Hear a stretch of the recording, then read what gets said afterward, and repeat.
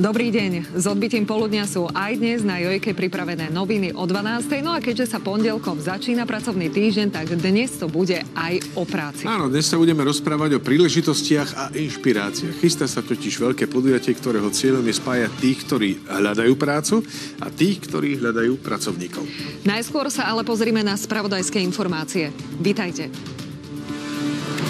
Pri čelnej zrážke neďaleko Žiliny zomrela žena, vodič do nej narazil, keď prešiel do protismeru. Na úrade vlády zasadá mimoriadne hospodárska a sociálna rada. Slovenských futbalistov čaká dôležitý zápas v Lige národov. V Baku sa stretnú s Azerbajdžanom.